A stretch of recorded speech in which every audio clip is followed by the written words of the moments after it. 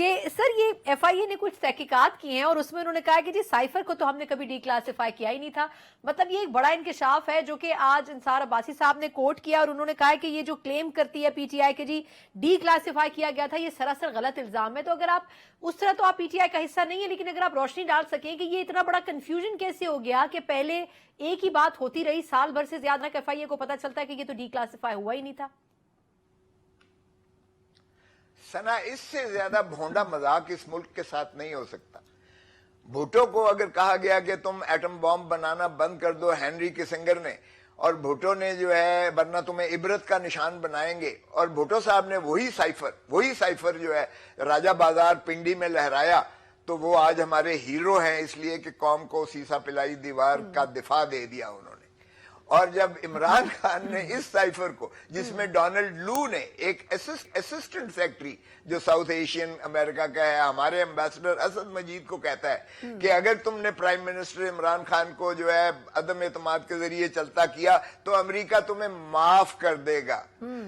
شرم آنی چاہیے جس نے یہ کیس بنایا. یہ 25 کروڑ عوام کی غیرت اور حمیت کا جنازہ نکالنے کے مترادف ہے اگر پرائم منسٹر عمران خان یہ بات قوم کو بتاتا ہے کہ یہ دیکھیں یہ جو ہے سازش ہو رہی ہے. اور سازش تو اب ثابت ہو گئی جب امریکن امبیسڈر جا کے ایک سزا یافتہ شخص کو جاتی عمرہ میں جا کے ملتا ہے جس سزا یافتہ ہے آج تک، اور وہ اس پر عمر بھر کی جو ہے بندش لگی ہوئی ہے سیاست کرنے میں بھی، اس شخص کے جا کے ملتے ہیں تو آپ تانے دانے ملا لیجئے گا. جہاں تک یہ ڈی سائفر کا تعلق ہے یہ کابینہ میں ہو چکا.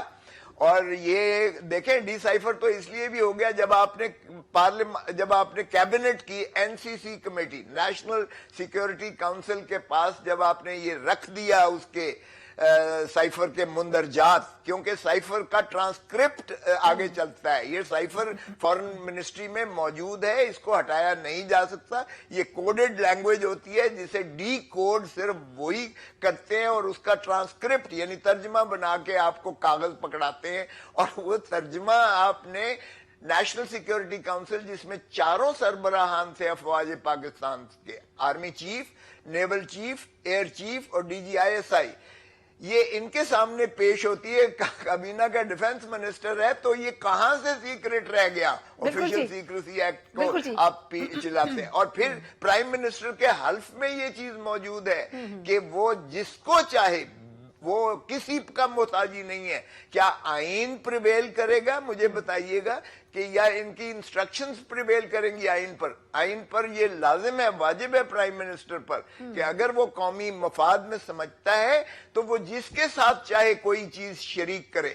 جبکہ دوسرے وزراء پر یہ قدغن ہے کہ وہ پرائم منسٹر کی مرضی کے بغیر کوئی سائفر جو ہے وہ کسی کے ساتھ شیئر نہیں کر سکتے، لیکن پرائم منسٹر خود اپنا فیصلہ کرتا ہے. تو اس لیے ڈی کلاسیفائی بھی ہوا اپنا کابینہ میں، اور یہ ایک دفعہ نہیں 2 دفعہ نیشنل سیکیورٹی کاؤنسل میں. دوسری دفعہ پرائم منسٹر شہباز شریف تھے، ان کے سامنے پیش ہوا. 4 سربراہان جو ہے افواج پاکستان کے موجود تھے اور اسد مجید کو امبیسڈر کو بلایا گیا جس نے مندرجات کو تصدیق کی اور اس نے کہا کہ یہ بلیٹنٹ انٹرفیئرنس ہے into the affairs of Pakistan اور اسٹرانگ ڈیموش لکھا جائے. تو یہ تو شرم آنی چاہیے جس نے یہ چلے سر، جن کو شرم آنی چاہیے ان کو چھوڑ دیتے ہیں. سر ایک سوال کی اجازت دے دیں.